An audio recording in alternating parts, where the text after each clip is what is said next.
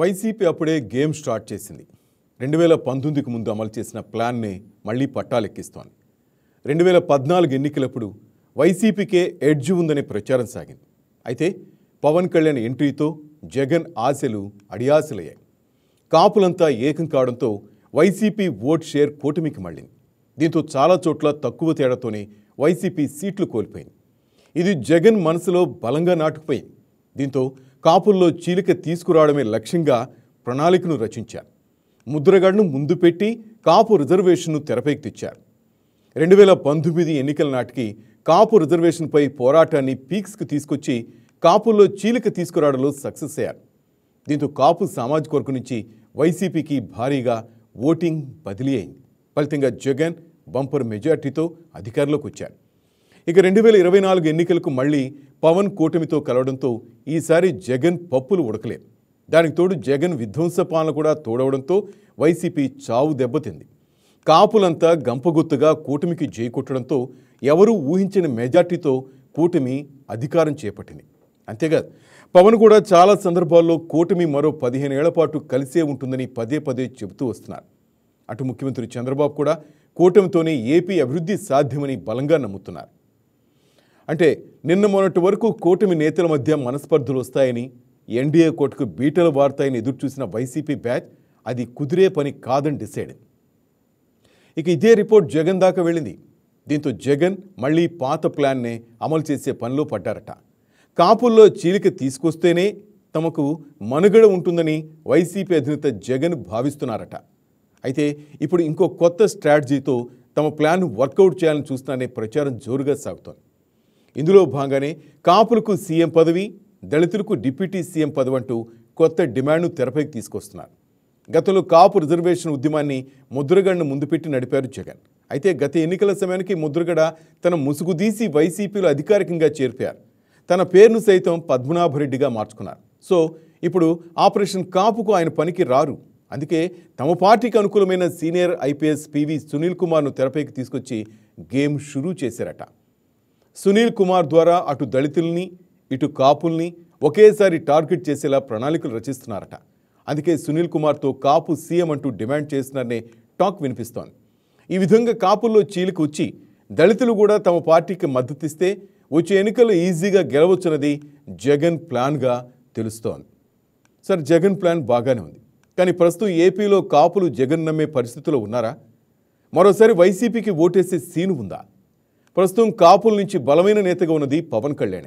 ఆయనే కూటమి కనీసం 15 ఏళ్ళు కలిసి ఉండాలని చెప్తుంటే కాపులు ఆయన వైపు కాకుండా వైసీపీ వైపు చూస్తారా అంటే కాదనే సమాధానం వస్తోంది. ప్రజెంట్ కూటమి పాలనలో ఏపీ అభివృద్ధిలో దూసుకుపోతోంది. అటు కూటమి నేతలు కూడా సమన్వయంతో పనిచేసుకుంటున్నారు. అటు ప్రజలు కూడా కూటమి పాలనపై సంతృప్తిగా ఉన్నారు. మరి ఇలాంటి పరిస్థితుల్లో జగన్ ప్లాన్లు వర్కౌట్ అవుతాయా? మరోసారి కాపులు జగన్ని నమ్ముతారా? రైట్, ఇదే అంశంపై ఇవాల్టి మన డిబేట్. మనతో పాటు ఉన్నారు టీడీపీ సీనియర్ నేత కుసుమ్ కుమార్ గారు. నమస్తే మేడం. అలాగే బీజేపీ నుంచి సుహాసిని గారు వైజాగ్ నుంచి మనతో లైవ్లో సిద్ధంగా. నమస్తే మేడం సుహాసిని గారు. నమస్తే అండి. మరి కాసేట్లో మనతో పాటు వైసీపీ అధికార ప్రతినిధి రేగడి లక్ష్మణరావు గారు కూడా జాయిన్ అయ్యారు, ఫోన్ లైన్లో జాయిన్ అయ్యారు. రైట్ మేడం, మొదట అసలు సునీల్ కుమార్ ఏం మాట్లాడారో మీకు ఆ బయట వినిపిస్తాను, ఆ తర్వాత డిబేట్లోకి వెళ్తాం మేడం. Please listen. కూడా కాపు సోదరులు కూడా మాకు సహకరించండి. నేను ఈ వేదిక మీకు విజ్ఞప్తి చేస్తున్నా. ఎందుకంటే ఈ రోజు రాష్ట్రంలో ఉన్నటువంటి ఒక ప్రధానమైన కులం, అత్యధిక జనాభా ఉన్నటువంటి కులం కాపు కులం, అధికారం కోసం ప్రయత్నిస్తున్న కులం, చాలా వరకు సక్సెస్ అయిన కులం కాపు కులం. కాబట్టి ఆ సోదరులు కూడా మనతో కలిస్తే మన బలం రెట్టిపోతుంది. కాబట్టి మనం అందరినీ కలుపుకొని పోయి అందరికీ మన ఎజెండా ఏమిటో తెలియజేసి చెప్పండి. మీరు మా దళిత వాడ పంచాయతీకి మద్దతు కలిగిస్తే మేము మీకు మద్దతు ఇస్తాం. మీ కాపు నాయకుడిని మీరు ముఖ్యమంత్రిని చేసుకోండి. మా దళిత నాయకుడిని ఉప ముఖ్యమంత్రి చేయండి. మా హర్ష్ కుమార్ ఉప ముఖ్యమంత్రి చేయండి. మా విజయ్ కుమార్ ఉప ముఖ్యమంత్రి చేయండి. మా జాడా శ్రావణ్ ఉప ముఖ్యమంత్రి చేయండి. చెప్పండి. నేనేం కావాలి? నేను ఎన్నికల్లో టికెట్ ఇస్తే కూడా నా వద్దు దళిత వాడ పంచాయతీ కావాలని నేను టికెట్ వదులుకుంటేనే ఆ మాత్రం హామీ వచ్చింది. ముఖ్యమంత్రి అంటే 2 సంవత్సరాలు దిగిపోతే తర్వాత అట్లా కాదు, 5 సంవత్సరాలు ఆయన ఉండాలి. అలాంటి ఉప ముఖ్యమంత్రి కావాలి. కాబట్టి మిగతా కులాలను కూడా కలుపుకోండి, కలవండి, వాళ్ళతో మీకు భేదం లేదని చెప్పండి, మేము మీకు సహకరిస్తాం, మీరు ముందుకెళ్ళండి, మీతో పాటు మేము కూడా ముందుకు వస్తాం, మా నిధులు మాకు ఇవ్వండి, మా పంచాయతీ మాకు ఇవ్వండి, మా ఆడపడుతున్న సర్పంచులు చేయండి, వాళ్ళ వార్డు మెంబర్లు చేయండి. రైట్ మేడం సుహాసిని గారు, ఈయన మాట్లాడింది అనకాపల్లి జిల్లాకు సంబంధించి అక్కడ ఒక కార్యక్రమంలో ఈ విధంగా మాట్లాడారు మేడం. ఈ మాటలను నమ్మవచ్చా? ఈయన వెనక ఎవరు లేరని అనుకోవచ్చా మేడం? అందరికీ నమస్కారం అండి. ముఖ్యంగా అసలు మాట్లాడిన వ్యక్తి గురించి మనం ఆలోచిస్తే ఆయన హిస్టరీ, ద ఐపీఎస్ ఆఫీసర్ అయ్యుండి సస్పెన్షన్ లో ఉన్న ఒక వ్యక్తి కులాల ప్రస్తావన తేవడం, అది ఇప్పుడు వారికి కాస్ట్ వైజ్ ఏ కులాలు ఎంతెంత ఉన్నాయో ఇదంతా కూడా రాజకీయంలో ఒక స్పెసిఫికేషన్స్ ఉంటాయి, ఈక్వేషన్స్ చాలా మందికి తెలుసు. కానీ ఒక సస్పెన్షన్ అయిన ఒక ఐపీఎస్ ఆఫీసర్, అందులో కొన్ని నిబంధనలు ఉన్నాయి మనకి రాజ్యాంగం ప్రకారం. ఒక్కొక్కళ్ళు ఒక్కొక్క పదవిలో ఉన్నప్పుడు కులానికి అతీతంగా, మతానికి అతీతంగా, వర్గానికి అతీతంగా, ప్రాంతాలకు అతీతంగా పనిచేయాల్సిన అత్యున్నతమైన బాధ్యతలో ఉన్న మనిషి ఈ సునీల్ కుమార్ గారు. అటువంటి వ్యక్తి గతంలో కూడా మనం అబ్జర్వ్ చేస్తే, ఇప్పుడు ఈ రోజు ఎవరైతే ఈయన యొక్క వీడియోని క్లియర్ కట్ గా రిలీజ్ చేసి ఇది చాలా తప్పు అని ప్రకటించిన డిప్యూటీ స్పీకర్ రఘురామకృష్ణరాజు గారు గతంలో కస్టోడియల్ టార్చర్ అనుభవించడానికి కారణమైన అదే ఐపీఎస్ ఆఫీసర్ సునీల్ కుమార్ గారు.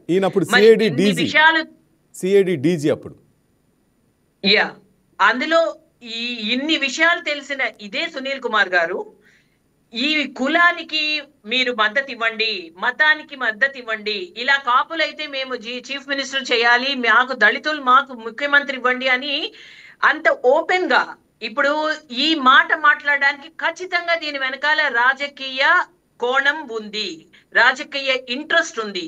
కానీ ఎప్పుడు మాట్లాడాలి? ఇంకా బాధ్యతలో ఈవెన్ దో సస్పెండ్ అయినా సరే ఇంకా పూర్తిగా బాధ్యత నుంచి బయటికి రాలేదు. ఓకే, పార్టీలో చేరాలి, ముసుగు వేసుకుని మళ్ళీ ఇటువంటి ఒక కాపుకి దళితలే అని ఇంకోటని కాస్ట్ వైజ్ విభజన ఎందుకు మాట్లాడాలి అన్నది ఇక్కడ ప్రశ్న. ఎటువంటి మనిషి, ఏ బాధ్యతలో ఉన్న మనిషి, మాట్లాడకూడని మనిషి ఇటువంటి మాటలు మాట్లాడడం. ఇప్పుడు మనం కనుక అబ్జర్వ్ చేసినట్టయితే ఎప్పుడైతే కూటమి చాలా బలంగా అభివృద్ధి పదంలో దూసుకుపోతోందో ఆంధ్రప్రదేశ్ లో ప్రజలు 19 నుంచి 24 వరకు చేసిన ఒక రకంగా చెప్పాలి అంటే ఇక్కడ ప్రతిదీ కూడా వెనుకంజ వేసింది. ఎక్కడా కూడా అభివృద్ధి అనేది కుంటుబడిపోయిన పరిస్థితి. ఎప్పుడైతే కూటమి వస్తుందో ప్రజలకు ఆశలు వచ్చాయి. ఖచ్చితంగా భారతీయ జనతా పార్టీ, తెలుగుదేశం అండ్ జనసేన కలిసినప్పుడే ఆంధ్రప్రదేశ్ భవితవ్యం బాగుపడుతుంది అని ప్రజలు నమ్మారు. కాబట్టి వారు చాలా పెద్ద ఎత్తున మనకి పట్టం కట్టారు కూటమి ప్రభుత్వానికి. కానీ ఎప్పుడైతే పవన్ కళ్యాణ్ గారు పదే 15 సంవత్సరాల పాటు ఈ కూటమి ప్రభుత్వం ముందుకు వెళ్తుంది, ఆంధ్రప్రదేశ్ లో మనం బలంగా ఇక్కడ అభివృద్ధి ధ్యేయం అని ఎప్పుడైతే చెప్పుకుంటూ వచ్చారో, ఈ కాపు కులం అన్నది ఖచ్చితంగా ఇది ఒక ఆధిపత్య కులం ఆంధ్రప్రదేశ్ లో అన్డౌటెడ్లీ. కానీ కాపులందరూ వారి యొక్క అన్ని కూడా పక్కన పెట్టి ఆంధ్రప్రదేశ్ అభివృద్ధి మాకు కావాలి అని చెప్పి ఇక్కడ ఒక పార్టీని కుల ప్రాతిపదికన విడదీయకుండా మనుషులందరూ, అన్ని కులాల వాళ్ళు, అన్ని మతాల వాళ్ళు ఏకమై కూటమి ప్రభుత్వానికి పట్టం కట్టినప్పుడు ఇది సాధ్యపడదు మళ్ళీ మనము పదవిలోకి రావడానికి అని చెప్పి ఎప్పుడైతే వైసీపీ ప్రభుత్వం అనుకుందో, ఇది ఖచ్చితంగా వైసీపీ కుట్రలో భాగంగానే ఇది మనం చూడొచ్చు. Undoubtedly crystal clear. ఎందుకంటే ఇప్పుడు నిజంగా కూడా ముద్రగడ పద్మనాభం గారు ఎందుకు అసలు చక్కగా ఒక కాపు నాయకుళ్ళ, కాపు సంక్షేమం మనిషిగా వారు కనుక కంటిన్యూ అయ్యుండుంటే ఆ హోదా, ఆ హుందాతనం వేరేగా ఉండేది. కానీ అనవసరమైన ప్రగల్భాలకు వెళ్ళి ఏ కులస్తులు అందరూ అయితే వారిని ఒక ప్రతినిధిగా భావించారో దానికి కొంత వాళ్లకు ఒక నిరాశ, నిస్పృహ అయితే వచ్చిందండి. అనవసరమైన ప్రలోభాలకి మరి లోనయ్యారో ఏంటో, వారి యొక్క అనుభవానికి, వారి యొక్క వయస్సుకి కూడా మించి వారు అనవసరమైన ఒక వాగ్దానాలకు వెళ్ళి ఆ తర్వాత ముద్రగడ పద్మనాభ రెడ్డి అని మార్చుకొని, ఇవన్నీ అవసరం లేదు. ఇప్పుడు వారి వయసుకి, వారి స్టేచర్ కి ఇంత ఇదైపోవాల్సిన అవసరం లేదు. ఇంత సరెండర్ అయిపోవాల్సిన అవసరం కూడా లేదు. Yes, madam. ఎందుకంటే ఊహించని ఒక పరిణామాలు ఇవంతా. స్టేచర్ లో ఉన్న వ్యక్తి ఎప్పుడైతే ఇప్పుడు కాపు సంక్షేమం అని చెప్పిన వ్యక్తి నిజంగా కాపు సంక్షేమానికి కట్టుబడండి, ఎవరు కాదనలేదు. ఇప్పుడు కూటమి ప్రభుత్వం కూడానండి ఈ కులాన్ని పక్కన పెట్టారు, మతాన్ని పక్కన పెట్టారని చూపించమనండి, ఎక్కడా లేదే. అన్ని కులాలకి మనం గనక ఎమ్మెల్యే సీట్స్ అవి కూడా చూస్తే ఖచ్చితంగా అన్ని వర్గాల వాళ్ళకి, అన్ని కులాల వాళ్ళకి కూడా న్యాయం జరిగింది. సో ఇక్కడ అనవసరమైన అంటే ఏ విధంగా ప్రలోభ పెడదాము ప్రజలకి, ఇంకా అభివృద్ధి మాట ఎత్తితే ఖచ్చితంగా అట్టర్ ఫెయిల్యూర్ ఇప్పుడు వైసీపీ ప్రభుత్వానికి సంబంధించి.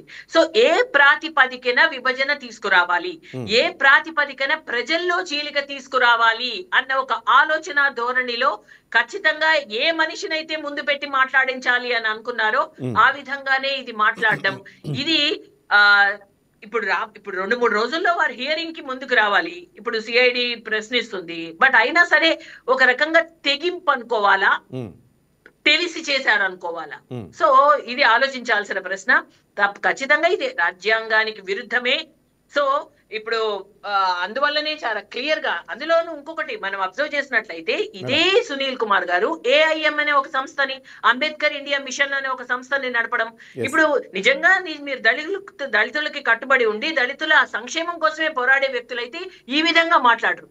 నిజంగా అంబేద్కర్ రాసిన రాజ్యాంగాన్ని మీరు కనుక పరిశీలించినట్లయితే ఆ అంబేద్కర్ గారి మాటల్ని కనుక మీరు ఖచ్చితంగా మీరు దృష్టిలో పెట్టుకున్నట్లయితే ఇదే సునీల్ కుమార్ ఈ విధంగా మాట్లాడరు. రాజ్యాంగాన్ని, అంబేద్కర్ ని నమ్మిన వ్యక్తి అంబేద్కర్ గారు చెప్పిన రాజ్యాంగాన్ని ఏ విధంగా దాన్ని వ్యతిరేకిస్తూ మాట్లాడతారు అంటే, ఇక్కడ మనం అబ్జర్వ్ చేస్తే ఇదంతా కూడా దీని వెనకాల వీరికున్న ఒక మోటో వేరేగా ఉందండి. ఇది ఖచ్చితంగా ఇది అనవసరమైన విభేదాలకి ప్రజల మధ్యలో చీలికలు తీసుకొచ్చి ఏదో రకంగా వైసీపీ ప్రభుత్వాన్ని పట్టం కట్టించడానికి ఏ దారులు వెతుక్కోవడంలో ఇది ఒక దారిగా కనిపిస్తోంది తప్ప దీనిలో ఇంతకన్నా ఒక ప్రైమే ఫేసి ఎవిడెన్స్ క్లియర్ గా వీళ్ళు ఒక ప్రజల క్షేమము, ఆంధ్రప్రదేశ్ క్షేమం కోరి, అన్ని కులాల నిజంగా ఇదే దళిత కులం క్షేమం కోరి, కాపు కులాన్ని క్షేమం కోరి మాట్లాడిన మాటలుగా ఎక్కడైనా అనిపిస్తున్నాయా? కొంత ఏదో ఒక ముసుగు అయితే ఖచ్చితంగా కనిపిస్తోంది. సో ఈ has to mind his turn. Right madam. Kusum Kumar మీరేమంటారు మేడం? నమస్కారం శ్రీనివాస్ గారు, నాతో పాటు చర్చలో పాల్గొన్న సుహాసిని గారికి, మరి ఎవరైతే వైసీపీ నాయకులు కూడా మీరు లైన్ లోకి వస్తారని చెప్పి వారికి కూడా నా ధన్యవాదాలు. లక్ష్మణ్ గారికి కూడా నా నమస్కారాలు. ఇప్పుడు పివి సునీల్ కుమార్ గారు అనకాపల్లి చోడవరం మండలంలోని గాంధీ గ్రామంలో ఒక అంబేద్కర్ విగ్రహాన్ని ఆవిష్కరిస్తున్నటువంటి సందర్భంలో కొన్ని రాజకీయ వ్యాఖ్యలు మరి చేయడం జరిగింది. మరి అఖిల భారత సర్వీస్ లో పనిచేస్తున్నటువంటి మాజీ ఐపీఎస్ అధికారి అతను ఇలాంటి రాజకీయ మాటలు మాట్లాడడానికి వెనకల చాలా కుట్ర దాగుండదనేది రాష్ట్ర ప్రజలందరూ కూడా ఈరోజు చర్చించుకుంటా ఉన్నారు. ఈయన వచ్చేసి ఒక మాజీ ఐపీఎస్ అధికారిగా గతంలో ఇప్పుడు ఎవరైతే రఘురామకృష్ణంరాజు గారు ఉన్నారో డిప్యూటీ సీఎం గా, వాళ్ళని విదేశాల్లో ప్రభుత్వ అనుమతి లేకుండా విదేశాలకు వెళ్తున్నారని చెప్పి ఒక సిఐడి తరపున ఆయన్ను చంపడానికి కూడా సిద్ధమైనటువంటి అధికారి ఈ సునీల్ కుమార్ గారు. అటువంటి వ్యక్తి ఈ రోజు కాపుల్ని ముఖ్యమంత్రిని చేసుకుందాం, దళితుల్ని ఉప ముఖ్యమంత్రులను చేసుకుందాం అని చెప్పి వాళ్ళల్లో కూడా కొంతమంది పేర్లను కూడా మెన్షన్ చేయడం జరిగింది. ఎవరెవరిని? హర్ష కుమార్ గారు, విజయ్ కుమార్ గారు, జడ శ్రవణ్ కుమార్ గారు, వీళ్ళ మాటలన్నీ కూడా చెప్పడం జరిగింది. వీళ్ళందరూ ఎవరండి? ప్రొద్దున లేసినప్పటి నుంచి కూటమి ప్రభుత్వాన్ని దుమ్మెత్తి పోసేటటువంటి నాయకులు. వీళ్ళంతా నాయకులు అని చెప్పుకోకూడదు, వీళ్ళు కాబట్టి వీళ్ళ పేర్లను మెన్షన్ చేస్తూ మీరు అంబేద్కర్ విగ్రహం దగ్గర కాబట్టి ఉల్లంఘనకు వ్యతిరేకంగా చేశారు కాబట్టి అతన్ని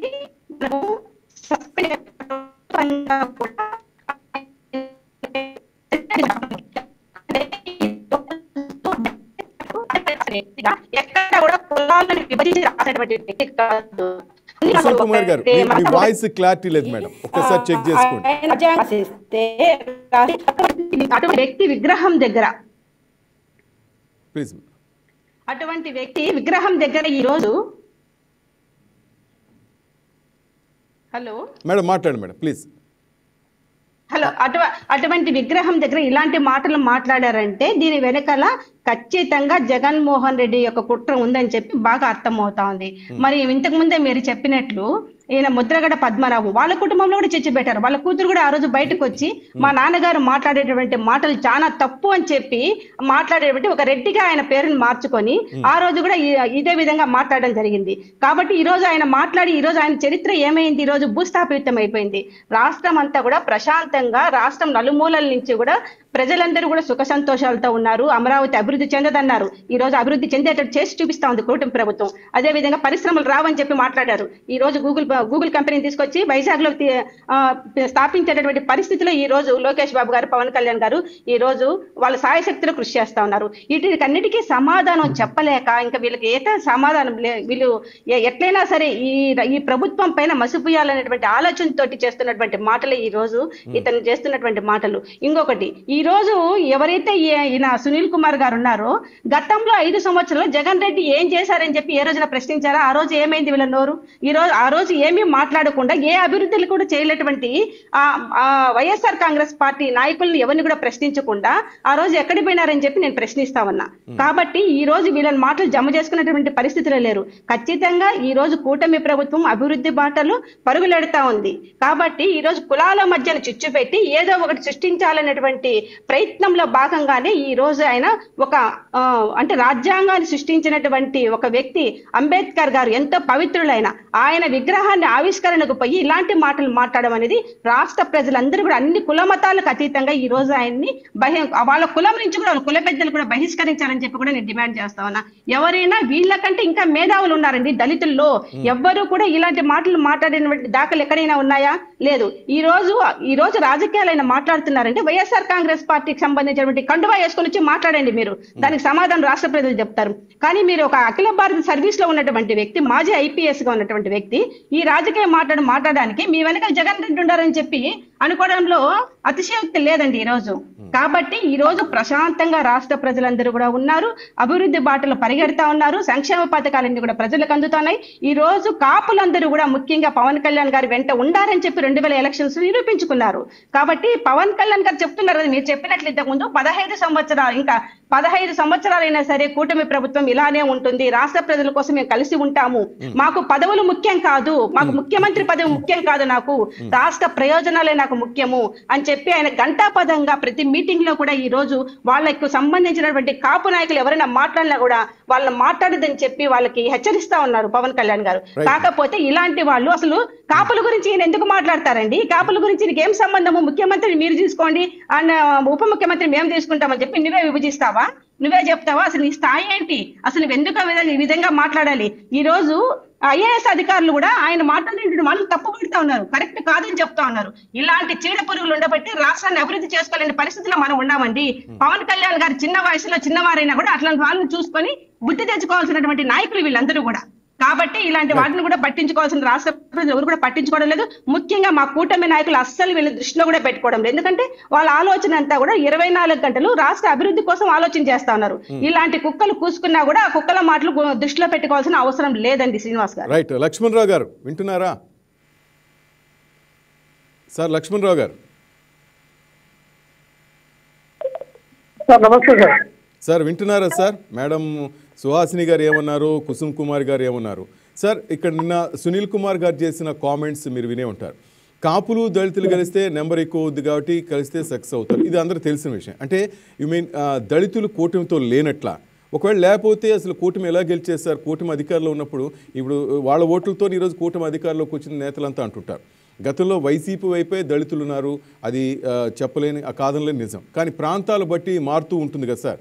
కానీ నిన్న సునీల్ కుమార్ ఇచ్చే సజెషన్ ఏంటంటే కాపులను వైసీపీ వైపు రమ్మని చెప్పడం అంటే ఏంది? పవన్ కళ్యాణ్ని జగన్తో కలవమని చెప్పటమా, లేక జగన్కి ఇక వేరే దారి లేక సునీల్ కుమార్ని రంగంలోకి దింపాడా?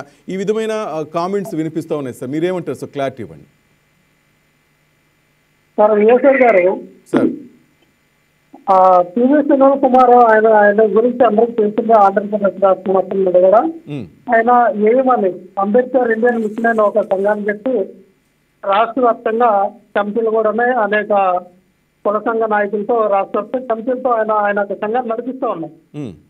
ఆయనకి వైఎస్ఆర్ పార్టీకి ఎటువంటి సంబంధం లేదు. ఆయన ఒక ఇండివిజువల్ ఇండిపెండెంట్ గా చేస్తున్నటువంటి ఒక వ్యవస్థ అది.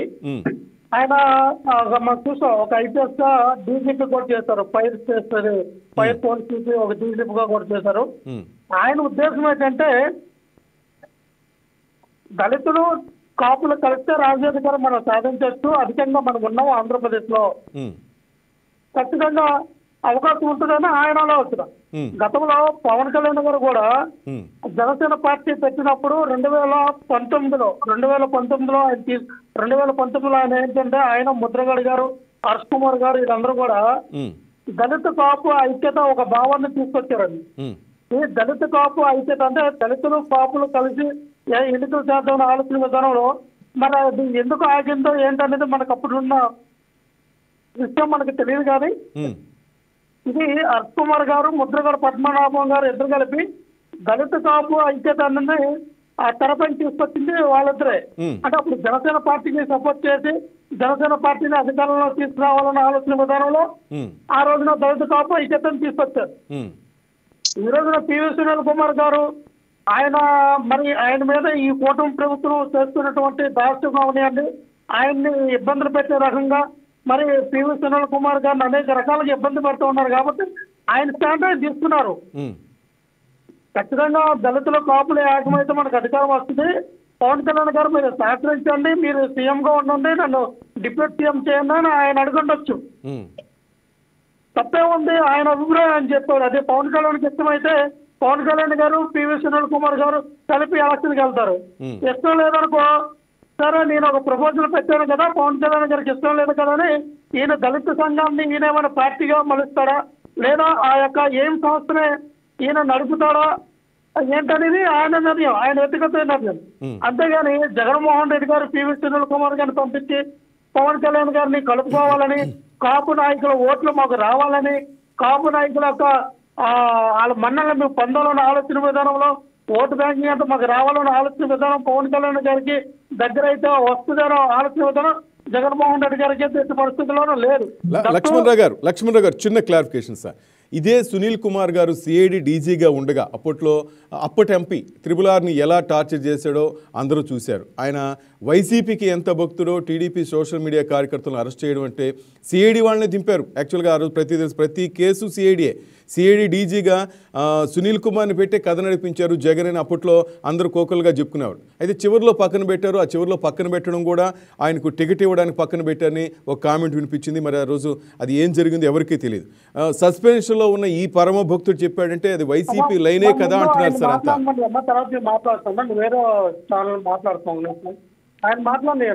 లక్ష్మణరావు గారు వినపడుతుందా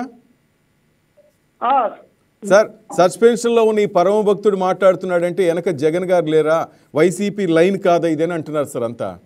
సార్ విఎస్ఎల్ గారు మనం ఏంటంటే స్పెక్యులేషన్స్ ఎన్నైనా చేయొచ్చు, ఊహాగానాలు ఉంటాయి. ఇక్కడ ఎందుకంటే అధికారంలో ఏ పార్టీ ఉంటే ఆ పార్టీకి అనుకూలంగా కొంతమంది నాయకులు చేస్తారు. ఎందుకంటే అధికారంలో ఉన్నటువంటి ఆ వ్యవస్థలో ఆధారంగా పనిచేయకపోతే వాళ్ళు సస్పెండ్ చేస్తారనో లేకపోతే వాళ్ళకి రావాల్సినటువంటి ఇంక్రిమెంట్లు కానీ రావాల్సినటువంటి హయ్యర్ పొజిషన్కి వెళ్ళడానికి భయంతోనో ఎవరైనా మరి తెలిసింది ఈ రోజున కూటమి ప్రభుత్వం ఉంది, పోలీసు వ్యవస్థను తన కుటుంబ పెట్టుకుని పనిచేయించట్లేదా. అలాగే అధికారంలో ఏ పార్టీ ఉంటే ఆ పార్టీ వైపు కొంతమంది మీరన్నట్టుగా చేస్తారు. కానీ ఆ మాత్రానికే పివి సునీల్ కుమార్ గారు జగన్మోహన్ రెడ్డి గారికి శిష్యుడు, లేకపోతే జగన్మోహన్ రెడ్డి గారు ఎలాగో పివి కుమార్ గారు వింటారు అన్నది, ఇలాగ రాయబారంగా పివి సునీల్ కుమార్ గారిని పంపించారు అన్నది అవాస్తవాన్ని మనం చెప్పాలి సార్. అప్పట్లో ఇదే విధంగా ముద్రగడ విషయంలో కూడా అన్నారు సార్. కానీ ఎలక్షన్లప్పుడు ఆ ముసుగు తీసేశారు, అందరూ చూశారు కదా సార్. అదే ఇప్పుడు సునీల్ కుమార్ విషయంలో జరుగుతుందేమో. మళ్ళీ చీలికలు తేవటానికి ఎట్లా పవన్ కళ్యాణ్ ప్రతిసారి అంటున్నారు మమ్మల్ని విడగొట్టే వాళ్ళు ఎవరూ లేరు, ఈ 15 ఏళ్ళు మేమే ఉంటాం అంటున్నారు. ఈ నేపథ్యంలో ఇది ఒక గేమ్ అని అందరూ అనుకుంటున్నారు అంటున్నాను సార్. ఇప్పుడు పవన్ కళ్యాణ్ గారు అంత స్ట్రాంగ్ గా ఉన్నారు కదా, పవన్ కళ్యాణ్ గారు అంత స్ట్రాంగ్ ఉన్నారు. మీ 15 సంవత్సరాల కొత్తలో ఉంటాం అన్నప్పుడు ఆయన ఎందుకు భయపడాలి? ఆయన కానీ బీజేపీ కానీ టీడీపీ కానీ జనసేన పార్టీ నాయకులు కానీ భయపడవసరం లేదు. ఆయన ఉద్దేశం ఏంటంటే పివి సునీల్ కుమార్ గారు రాజ్యాధికారం బడుగు బలహీన వర్గాలకు రావాలి. రాజ్యాధికారం ఎప్పుడు పొందనటువంటి కులాలకు ఉన్నటువంటి మాల సామర్థ్య వర్గం అని, మాదిక సామర్థ్య వర్గం అని, అలాగే కాపు సామాజిక వర్గం అవనివ్వండి, వీళ్ళలో సీఎం ఎవరు అవ్వలేదో అవ్వాలని ఆలోచన విధానం పివి సునీల్ కుమార్ గారికి ఉండొచ్చు. ఆయన ప్రతిపాదన చేశాడు. వాళ్ళిద్దరి మధ్య కలయిక జరిగి ఎలక్షన్కి వచ్చారనుకోండి, అది వాడచ్చు. మరి జగన్మోహన్ రెడ్డి అధికారంలో ఉన్నప్పుడు ఈ రాజ్యాధికారం గుర్తు రాలేదా సార్ పివి సునీల్ కుమార్ గారికి?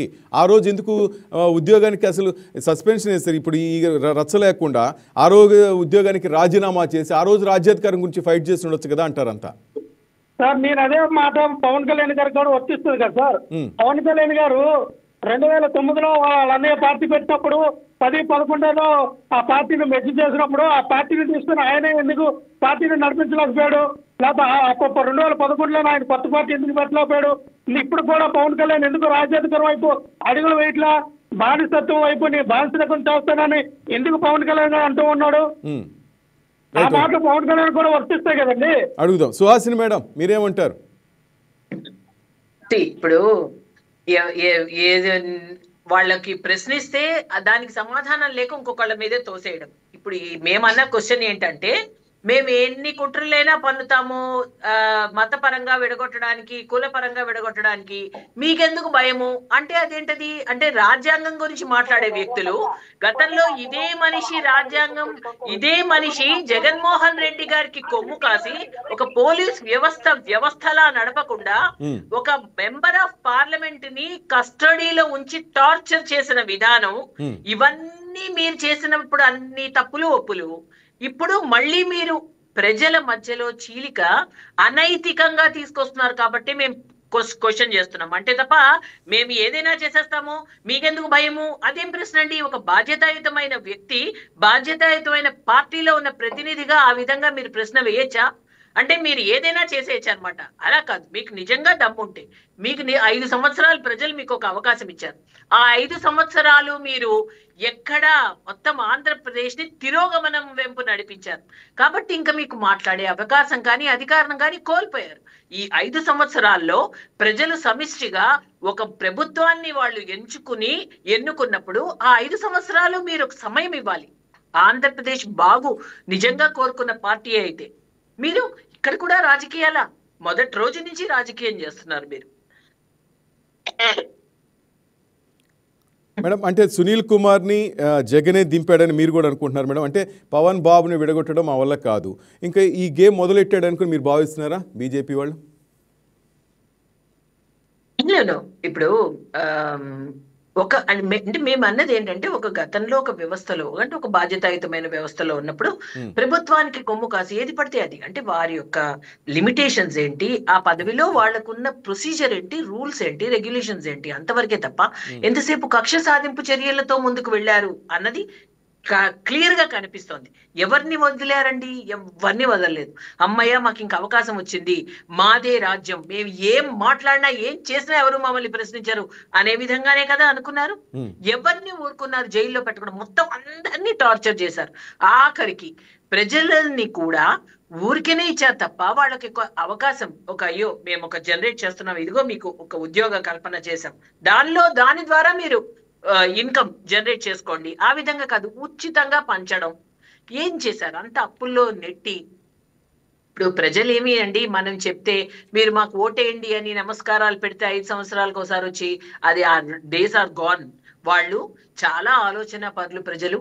5 సంవత్సరాలు వాళ్ళకి ఏం చేసింది ఈ ప్రభుత్వం అన్నది ఒక దృష్టిలో ఉంది. ఇదే కోయలిషన్, ఇదే Bharatiya Janata party, TDP, YCP 2014 నుంచి 19 వరకు ఉన్నారు. కానీ తర్వాత ఎప్పుడైతే వీళ్ళు ఈ 5 సంవత్సరాలు చూసారో, లేదు ఒక అభివృద్ధి అన్నది ఈ కూటమి ద్వారానే సాధ్యం అని క్లియర్ గా నమ్మారు కాబట్టి వాళ్ళు ఓటు వేశారు. అంతే తప్ప ఏది మాట్లాడినా ఇప్పుడు వీళ్ళు రాజ్యాంగాన్ని అడ్డు పెట్టుకుంటున్నారండి, దళిత కార్డుని తీస్తున్నారండి మాట్లాడితే, కాపు కార్డుని తీస్తారండి మాట్లాడితే, ఇంకేది లేకపోతే ఇంకోటి కమ్మ కాపు అంటారు. సో ఇవన్నీ పెట్టి మీకు ఇది ఒక సరైన పద్ధతి కాదు. ఈ విధంగా చీలికలు తీసుకొచ్చి మనుగడ సాధించడం అన్నది మీరు ఎంతవరకు వెళ్ళగలరు? ఇది ఇంకా ఇంకా ఇంకా ప్రజల దృష్టిలో మీరు ఇంకా చీప్ అయిపోతున్నారు.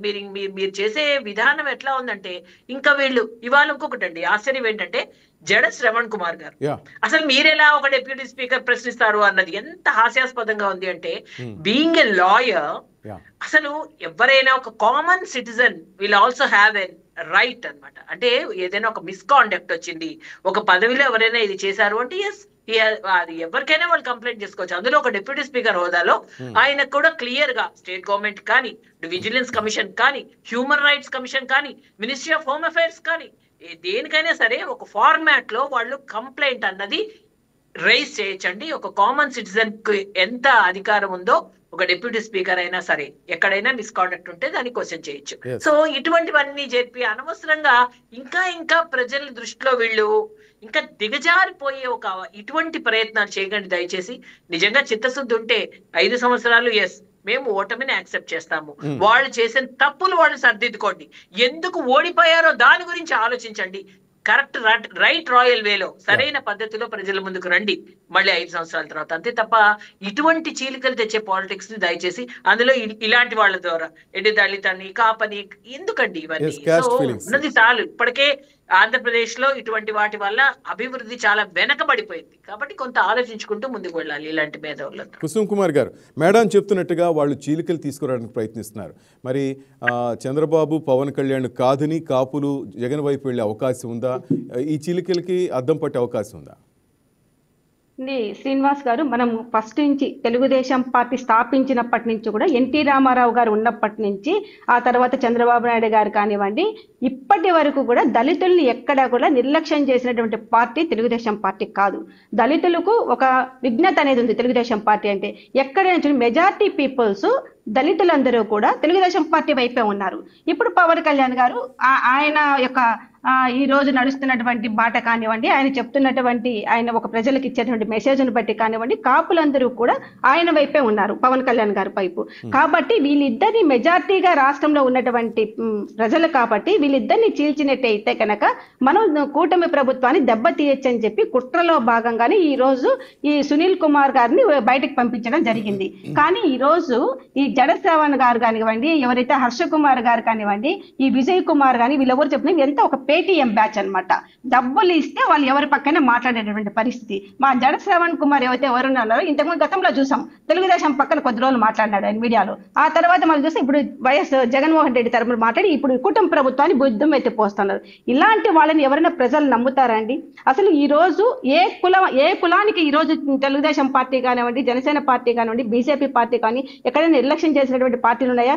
గ్రామ స్థాయి నుంచి కూడా ఈ రోజు విజయవాడ, వైజాగ్, మన రాష్ట్రంలో ఉన్నటువంటి పెద్ద పట్టణాలు ఏవైతే ఉన్నాయో వాటికి తగినట్టు వాళ్ళ అభివృద్ధి బాటలో ముందుకెళ్తా ఉన్నారు. ఇప్పుడు అన్ని వర్గాల వాళ్ళని కూడా పైకి తీసుకురావాలన్న ఆలోచనతోటి వాళ్ళు రాష్ట్రాన్ని పరిపాలించుకుంటూ పోతా ఉన్నారు.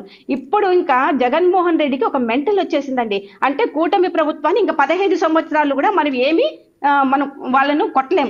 కాబట్టి దీనికి ఏదో ఒక కుట్రను మనం బయటికి తీసుకురావాలి. ఫస్ట్ దళితులను బయటికి పంపాలి. అసలు దళితుల గురించి మాట్లాడుకోవాలకుండా మళ్ళీ కాపులు తీసుకొస్తున్నారు. అంటే మీరు చేస్తున్నటువంటి ఇది రాజకీయ కుట్ర అనేది మనకు అర్థమవుతుంది కదా. కాబట్టి ఈ కుట్రను తిప్పికొట్టే ప్రయత్నంలో మేము కూటమి ప్రభుత్వం కూడా ఉన్నాము. కాబట్టి వీళ్ళ మాటలు ఎవరు కూడా మేము యాక్సెప్ట్ చేసేటటువంటి పరిస్థితులు లేదు. అసలు వీళ్ళకి సమాధానం ఎందుకు చెప్తున్నామంటే ఈ రోజు కూడా మేము ఈ రోజు ఈ కులాల మధ్యన ఒక అంబేద్కర్ విగ్రహానికి ఓపెనింగ్ పోయినటువంటి వ్యక్తులు వీళ్ళు ఈ రోజు కుల మతాల మధ్యన చిచ్చు పెట్టే ప్రయత్నం చేస్తున్నారు. ప్రజలెవరు కూడా నమ్మకండి అంటే ప్రజలు కూడా తెలివైన వాళ్ళే, ఎవరు నమ్మే పరిస్థితుల్లో లేరు. కాబట్టి ఎవరైతే ఈ పేటీఎం బ్యాచ్ ఉన్నారో వాళ్ళు కుట్ర పొందుతున్నారు.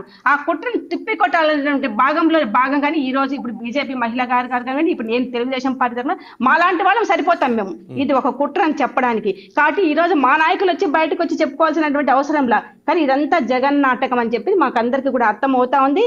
ఇలాంటి కుట్రలు ఎన్ని పొందినా కూడా రాబోయే 2029 ఎలక్షన్స్ లో కూడా మేము అత్యధిక మెజార్టీతో మళ్ళీ మేము ముందుకు వస్తాము.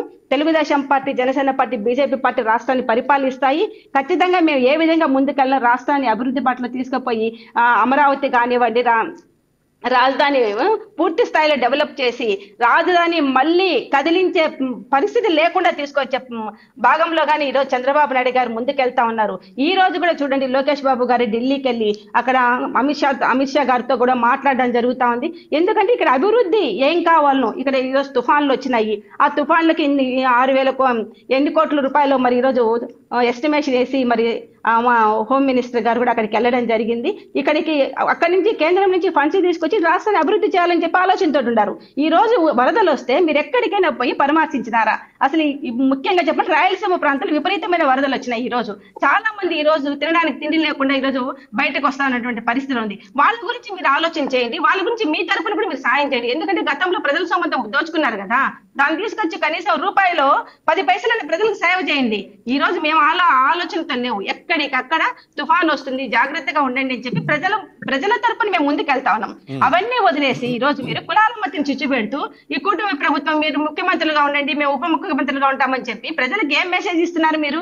అంటే మీ వెనకాల వైఎస్ఆర్ కాంగ్రెస్ పార్టీ ఉందనే కదా ప్రజలకు అర్థమవుతోంది. కాబట్టి వీటి గురించి పట్టించుకోవాల్సిన అవసరమే లేదండి. లక్ష్మణ్ రావు గారు, మేడం చెప్తున్నట్టుగా లేకపోతే బీజేపీ టీడీపీ ఎవరు కామెంట్ చేస్తున్నట్టుగా మీరు ఇంతకుముందు అన్నారు మాకు సునీల్ కుమార్తో ఎటువంటి సంబంధం లేదని. మరి ఈరోజు మీ వైసీపీకి సంబంధించిన బాధ్యతాయుతమైన నాయకులు కొంతమంది సీనియర్లు వచ్చి ఈరోజు సునీల్ కుమార్ చేసిన కామెంట్స్తో వైసీపీకి ఎటువంటి అవసరం లేదు, అసలు సంబంధం లేదని చెప్పొచ్చు కదా, ఎందుకు ఇంకా లేట్ చేస్తున్నారు?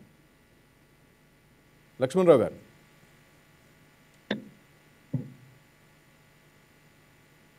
సార్ వినిపిస్తుంది నా మాట? లక్ష్మణ్ రావు గారు.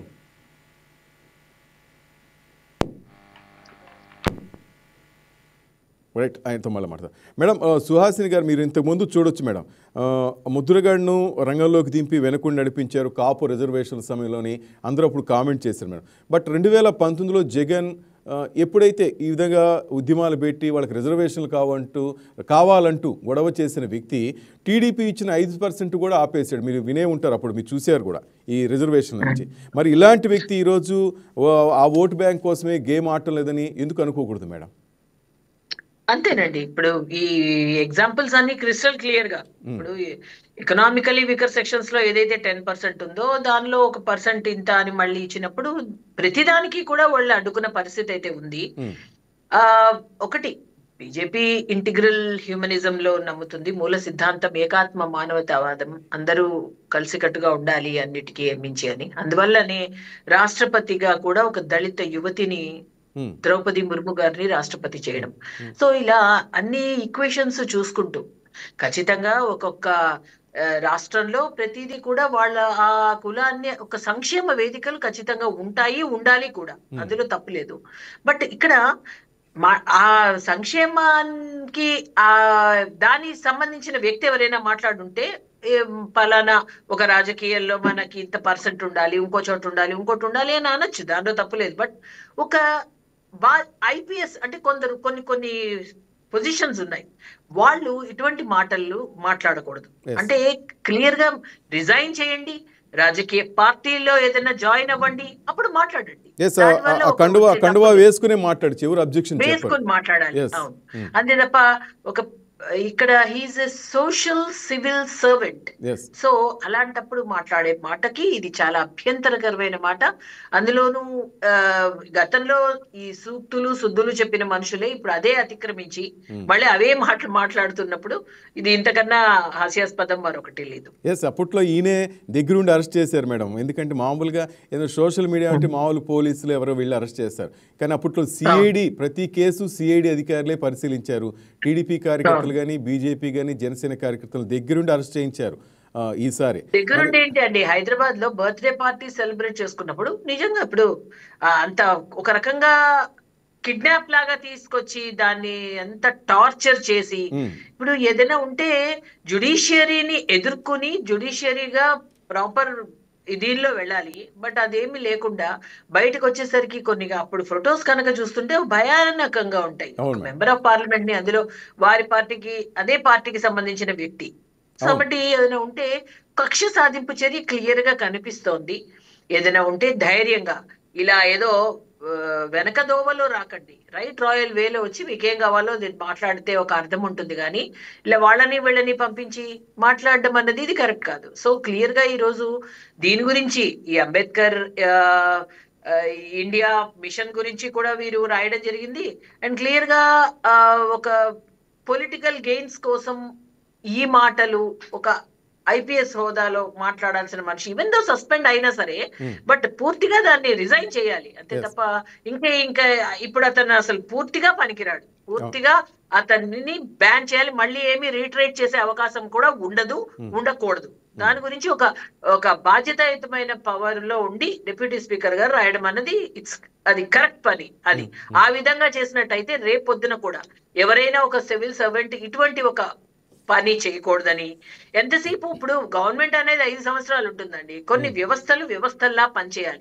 పోలీస్ వ్యవస్థలా పనిచేయాలి. సో అవన్నీ కూడా ఇన్ఫ్లుయెన్స్ చేయడం అన్నది ఎంతవరకు కరెక్ట్?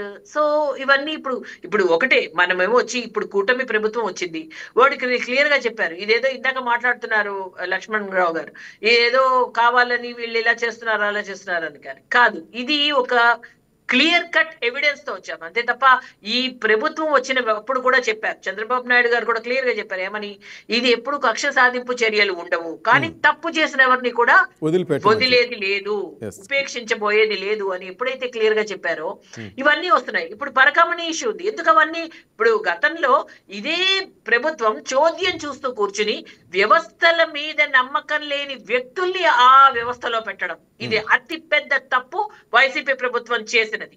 ఇదే ఇప్పుడు ఐపీఎస్ అనే ఒక బాధ్యతాయుతమైన ఒక దీనిలో అతన్నే మళ్ళీ అందులో నియమించడం, గతంలో ఒక పొజిషన్ లో డీజీపీ లాగా. ఇప్పుడు కూడా ఇప్పుడు కరుణాకర్ రెడ్డి గారు ఎన్నోసార్లు చెప్పారు నా దేవుడు అంటే నమ్మకం లేదు, నాస్తికత్వము అని చెప్పి.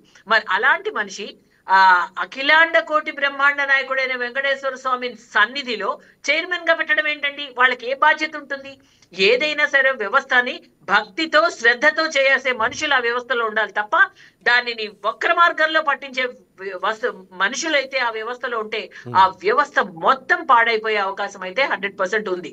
సో ఇప్పుడు అవన్నీ కూడా బయటపడుతున్నందుకు వీళ్ళకి ఇంకా బాధగా ఉంది. ఇప్పుడు గతంలో జగన్మోహన్ రెడ్డి గారు ఒక మాట అన్నారు, కన్ను రెప్ప వేసే తీసే లోపల 5 సంవత్సరాలు అయిపోతాయి, మళ్ళీ ఎలాగో మనమే వస్తాం అని చాలా అత్యుత్సాహం ప్రదర్శించారు.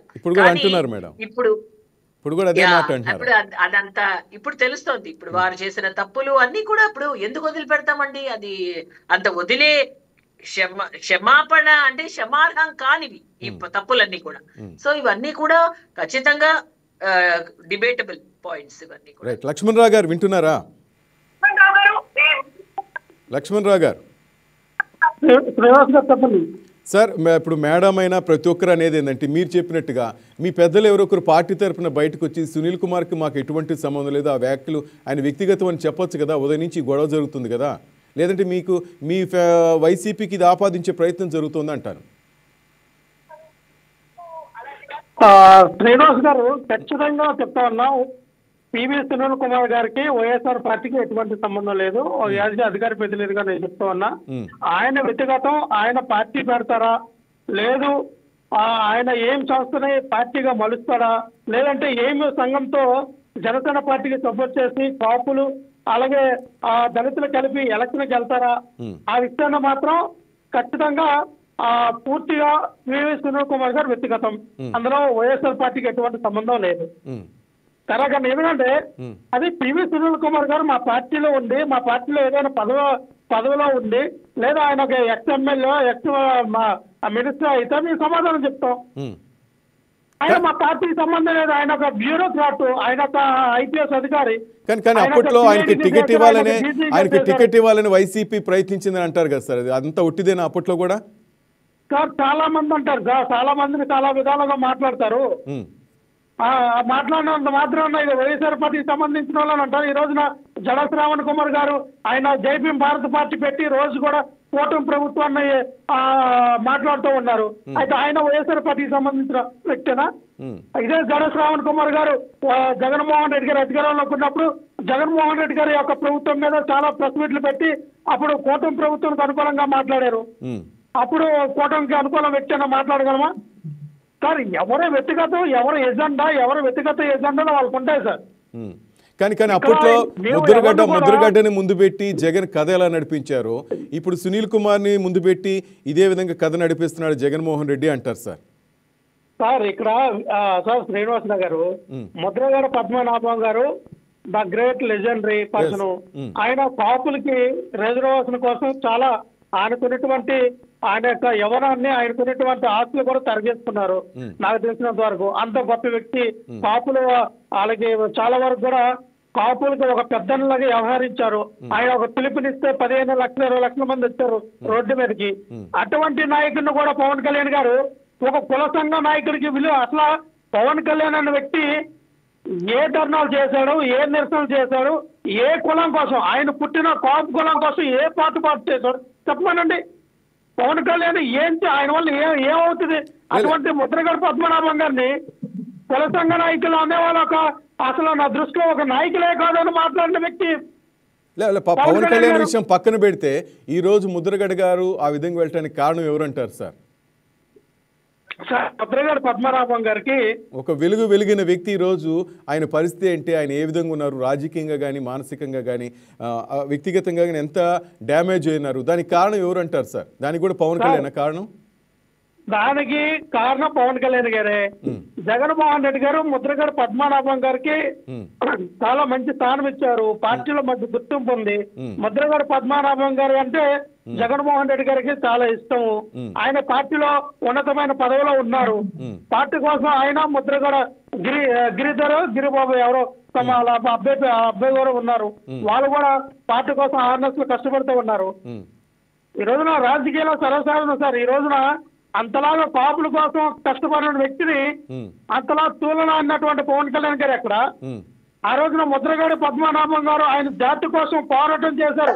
ఏదైతే కూటమి ప్రభుత్వం ఆ రోజున అధికారంలో ఉంటే కాపులకి మీరు ఇవ్వాల్సినటువంటి ఏదైతే 5% రిజర్వేషన్ ఇవ్వండి అని చెప్తే ఇవ్వలేదు. అదే 5% రిజర్వేషన్ ఏమో ఈ రోజున ఈడబ్ల్యూఎస్ కింద వచ్చింది, ఎకనామిక్ వేగర్ సెక్షన్ కింద వచ్చింది. సార్ అది టీడీపీ ఇస్తే జగన్ గారే క్యాన్సిల్ చేశారు సార్, అది తెలుసో తెలీదు. జగన్మోహన్ రెడ్డి గారు అధికారంలోకి వచ్చిన తర్వాత కాపులకి న్యాయం చేయాలని, కాపులకి పెద్దన్నలా ఉండాలని కాపు నేస్తం తీసుకొచ్చారు సార్. 25,000 కోట్ల రూపాయలు కాపులకి వెచ్చించారు సార్ జగన్మోహన్ రెడ్డి గారు. అది ఆసమాస్ కాదు. ఈ రోజున అదే 25,000 కోట్ల రూపాయలు ఎందుకు కూటమి ప్రభుత్వం ఇస్తుంది కాదు సంవత్సరానికి? ఎందుకు వెచ్చించట్లా? ఎందుకు కాపు నేస్తం తీసేశారు? ఆ కాపు నేస్తం పెట్టి కాపులో ఉన్నటువంటి స్త్రీలందరూ కూడా 18,650 రూపాయలు జగన్మోహన్ రెడ్డి గారు మరి ప్రతి సంవత్సరం కూడా ఇచ్చారు. Right sir, right. ఒక్క నిమిషం సార్. కుసుమ్ కుమార్ గారు విన్నారు కదా, సునీల్ కుమార్కి జగన్మోహన్ రెడ్డికి ఎటువంటి సంబంధం లేదు, మీరే కామెంట్ చేస్తున్నారు అనవసరంగా. ఆయన చాలా వైట్ పేపర్ అని చెప్తున్నారు లక్ష్మణ్ రావు గారు. అలాగే ముద్రగడ పద్మనాభం విషయంలో కూడా పవన్ కళ్యాణ్ కూటమి నాయకులు చేసిన తప్పే కానీ జగన్ గారిది ఇంత కూడా చిన్న ఏదంటారు గింజంత తప్పు కూడా లేదంటున్నారు మేడం. ఏమంటారు మీరు? శ్రీనివాస్ గారు, కాపుల పైన అంత ప్రేమ ఉండేటటువంటి వ్యక్తులైతే మేమైతే ఇక్కడ రాయలసీమ ప్రాంతంలో బలిజలు అంటాము. ఎన్ని రాజకీయంగా ఎన్ని సీట్లు ఇచ్చినారు చెప్పండి. ఇప్పుడు ఆయన పెద్దలు మాట్లాడారు కదా, అసలు రాయలసీమ ప్రాంతంలో బలిజలకి మంచి ఒక ప్రాధాన్యత ఉంది, వాళ్ళకి ఇక్కడ గుర్తింపు ఉంది. వాళ్ళకి ఎన్ని టికెట్లు ఇచ్చినారో వైఎస్ఆర్ కాంగ్రెస్ పార్టీలో ఒకసారి చెప్పయ్యా. నువ్వు పెద్ద మనిషి, నువ్వు కాపుల గురించి కాపుల పైన ఎంతో ప్రేమ ఉందని చెప్పి మాట్లాడుతా ఉన్నావే. ఈ రోజు ముద్రగడ పద్మనాభం వాళ్ళ కూతురే చెప్తా ఉంది, మా నాన్నగారు జగన్మోహన్ రెడ్డి ముసుగులో మాయలో పడిపోయాడు కాబట్టి మా నాన్నగారు చెప్పినటువంటి మాటలు కరెక్ట్ కాదు, ఈ రోజు ఆయన వైఎస్ఆర్ కాంగ్రెస్ పార్టీకి కొమ్ము గాయడం కరెక్ట్ గా అని చెప్పి సొంత వాళ్ళ కన్న కూతురే ఈ రోజు మీడియా ముందుకు వచ్చి మాట్లాడినటువంటి మాటలన్నీ మనం చూసాము. ఈ రోజు కాపుల గురించి వీళ్ళు మాట్లాడుతాడు. కాపులు అంటే నాకు మామూలుగా మేము బలిజలు అంటామండి ఇక్కడ రాయలసీమ ప్రాంతంలో. బలిజల గురించి పెద్ద ఈయన ఏదో పెద్ద ప్రేమ ఉందని చెప్తున్నారు. అసలు రిజర్వేషన్ ఎందుకు తీసేసారో చెప్పండి. బలిజలకు ఇచ్చినటువంటి రిజర్వేషన్ ఎందుకు తీసేసినారు? ఎంతమంది బలిజలుగా ఉన్నటువంటి యువకులకు ఉద్యోగాలు ఇచ్చినారు చెప్పండి. ఏ మాత్రం రాజకీయంగా వాళ్ళ పైకి తీసుకొచ్చారు చెప్పండి. వాళ్ళని అణగదొక్కే ప్రయత్నం చేశారే కానీ జగన్మోహన్ రెడ్డి ఏ రోజు కూడా కాపుల పైన ప్రేమ లేదు వాళ్ళకి. జగన్మోహన్ రెడ్డికి ఎంతసేపునా రెడ్డి సామాజిక వర్గాన్ని పైకి తీసుకురావాలన్న ఆలోచన తప్పక జగన్మోహన్ రెడ్డికి ఒక ముద్ర పడిపోయిందయ్యా. జగన్మోహన్ రెడ్డి పార్టీ అంటే రెడ్ల పార్టీ అని చెప్పి ఒక ముద్ర పడింది. మీరు కూడా మాట్లాడతారు ఈరోజు దళితుల గురించి, బలిజల గురించి, కమ్మల గురించి, మిగతా ముస్లింస్ గురించి మీరు మాట్లాడతారా? ఈ రోజు అన్ని పార్టీలు, అన్ని కుల మతాలకు అతీతమైనటువంటి పార్టీ ఏదంటే ఈరోజు తెలుగుదేశం పార్టీ ఈ రోజు ఎన్డీఏ గవర్నమెంట్ కొనసాగుతా ఉంది. కాబట్టి కులాల గురించి మాట్లాడే అర్హత వైఎస్ఆర్ కాంగ్రెస్ పార్టీకి వాళ్ళకి లేదండి. ఈ రోజు మరి సునీల్ కుమార్ గారు ఇప్పుడు మాట్లాడుతున్నటువంటి మాటలు మాకు సంబంధం లేదని మాట్లాడుతున్నారు కదా. మరి ఒక అఖిల భారత సర్వీస్ లో పనిచేస్తున్నటువంటి వ్యక్తిని సస్పెండ్ చేయని చెప్పి ఈ రోజు మీరు మాట్లాడండి, అప్పుడు మీరు కరెక్ట్ అవుతారు. కాకపోతే ఈ రోజు మీరు వెనకుండి నడిపిస్తూ ఆయనతో మాట్లాడిస్తూ ఈ రోజు మాకు సంబంధం లేదని మాట్లాడుతున్నారు. ఇప్పుడు వైఎస్ఆర్ కాంగ్రెస్ పార్టీకి సంబంధించిన అధికార పార్టీ ఆయన అధికార ప్రతినిధి అంట. కానీ ఈ రోజు చెప్తా ఉన్నాను నేను, మీరు వెంటనే బయటకు వచ్చి ఇది మాకు సంబంధం లేదు ఈ రోజు మీరు చెప్తా ఉన్నారు. కానీ ఆయన్ను ఒకవేళ మాట్లాడాలంటే మీ పార్టీలో జాయిన్ చేసుకుని మాట్లాడండి, మీ కండువా వేసుకోమని చెప్పండి, మీ పార్టీ తరఫున పోరాటం చేయండి, బలిదలు మరి ఎస్సీలు అందరూ కలిసి మనం ఒక పోరాటం చేస్తామని చెప్పి బయటకు రండి, మేము ఖచ్చితంగా యాక్సెప్ట్ చేస్తాము. కానీ ఒక మాజీ ఐపీఎస్ అధికారిగా ఉంటూ అంటే ఆ ముసుగులోనే మీరు పార్టీకి సర్వీస్ చేస్తా ఉన్నారు అనేది అర్థమవుతోంది. గతంలో రఘురామకృష్ణరాజు గారిని ఎంత హింసించినాడో ఈయన కూడా మాట్లాడతారని ఈ రోజు రాజకీయాల గురించి, ఈ రోజు కులాల గురించి ఈయన మాట్లాడతారా? అసలు ఏం నేర్పిస్తున్నారు ఈ రోజు మీరు సమాజానికి? ఒక ఐపీఎస్ అధికారిగా ఆ సంస్థకు మీరు ఏం నేర్పించారు? అసలు మిమ్మల్ని చూసి ఏం నేర్చుకోవాలి? మీ కింది స్థాయి వాళ్ళు, భావితరాల వాళ్ళు, మీలాంటి వాళ్ళు ఉంటే ఆ వ్యవస్థ చిన్నాభిన్నమైపోయే పరిస్థితిలో ఉంది. మీరు కూడా నేర్పిస్తారా? మీరు కూడా మాట్లాడతారా? రైట్. సుహాసిని గారు, ఫైనల్ గా మీరు విన్నారు లక్ష్మణ్ రావు గారు ఏమన్నారు? నాకు కూడా ఇంకేం మాట్లాడాలో సమాధానం చెప్పరా తెలియలేదండి. అది ఒక విషయం, అది ఇంపార్టెంట్. అది కాపు నేస్తం వారు 45 సంవత్సరాల నుంచి 60 సంవత్సరాల మహిళలకి 15,000 చొప్పున ఇచ్చారు. ఇప్పుడు కూటమి ప్రభుత్వం ఇదే వైఎస్ఆర్ కాపు నేస్తం ని అంటే అది కాకుండా వీళ్ళు గృహిణి స్కీమ్ అని చెప్పి వీళ్ళు ఒక ప్రపోజల్ పెట్టడం జరిగిందండి. సేమ్ వాళ్ళు కూడా దానికోసం 4,600 కోట్లు ఒకటి కేటాయించడం కూడా జరిగింది. సో అది త్వరలో అమలు కాబోతోంది. ఖచ్చితంగా కూటమి ప్రభుత్వం గతం కన్నా భిన్నంగా ఈసారి ప్రజల శ్రేయస్సు కోసం, అన్ని వర్గాల శ్రేయస్సు కోసం, అందులో ఇది కాపు అనగానే కాపు, బలిజ, తెలగ, ఒంటరి కమ్యూనిటీస్ కి కలిపి ఇప్పుడు ఈ గృహిణి స్కీమ్ అన్నది ఇప్పుడు ప్రపోజల్ లో ఉంది. ఖచ్చితంగా అది రాబోతుంది. 5% కూడా జగన్ ప్రభుత్వం ఆపేశారంటే లేదు నేను పెంచామంటారు వాళ్ళు. సరే ఇంకేం మాట్లాడినా ఫైనల్గా మేడం, రేపు ముద్రగడ పద్మనాభం ఏ విధంగా యూజ్ అండ్ త్రో చేశారో సునీల్ కుమార్ పరిస్థితి కూడా అదే విధంగా మనం ఊహించుకోవచ్చా మేడం? అంతేనండి. ఇదంటే ఏదో ఎవరు పావులు కదుపుతూ ఉంటారు, ఎవరెవరు ఎక్కడెక్కడ ఉపయోగపడతారు, ఏదో ఒకటి ఒక ట్రిగర్ చేయడం అన్నది దాన్ని. సో మళ్ళీ అది ఒక టీజర్ లాగా అన్నమాట, ఇది ఎలా వెళ్తోంది ప్రజల్లోకి అని. So this sort of all ఇవన్నీ చేసినా అండి, ఒకటి ఇంకా కూటమి ప్రభుత్వానికి ఎంతసేపు గత ప్రభుత్వం చేసినవన్నీ ఇప్పుడు వాళ్ళ గురించి వాళ్ళు వేసిన ప్రశ్నకి సమాధానం చెప్పుకుంటూ ఉంటే మనకి ఈ 5 సంవత్సరాల్లో ఆల్రెడీ ఇప్పుడు ఒక రెండు సంవత్సరాల దగ్గర. సో ప్రతి టైము ప్రతి నిమిషము మాకు వాల్యుబుల్. సో మాకు వాళ్ళకి సమాధానం చెప్పడంలో మా టైం మేము వేస్ట్ చేస్తూ దలుచుకోలేదు. కూటమి ప్రభుత్వం ఈ సో ఫోకస్డ్, ఈ so clear with commitment. So ఖచ్చితంగా మేము చేయాల్సిన దానికన్నా ఎక్కువే కేంద్ర ప్రభుత్వం కూడా పూర్తిగా సహాయ సహకారాలు అందిస్తోంది ఆంధ్రప్రదేశ్ గవర్నమెంట్ కి. ఈ రోజు కూడా లోకేష్ గారును హోమ్ మినిస్టర్ అనిత గారు కూడా వెళ్ళడం జరిగింది. అమిత్ షా గారు వారికి ఇచ్చారు, దాని గురించి కూడా మాట్లాడారు. సో ఏంటంటే వాళ్ళు ఈ తుఫాన్ కి కూడా వాళ్ళు 6,500 కోట్లు. సో అన్నిటికీ కూడా అంటే ఏం లేదు, కేంద్ర సహాయ సహకారాలతో ఆంధ్రప్రదేశ్ లో ఉన్న కూటమి ప్రభుత్వం పూర్తి స్థాయిలో అభివృద్ధిలో అన్ని విధాల సహాయ సహకారాల కోసం దాని మీదే ఫోకస్డ్ గా కమిట్మెంట్ తో ఉంది. Right. Thank you madam. Thank you Suhasini garu and thank you Kusum Kumar madam. Thank you madam, live లోకి వచ్చాండి. Thank you very much Lakshman Rao garu. Thank you sir. Right, that's all for now. Keep watching YK news. ఇది తెలుగువారి గుండె చప్పుడు.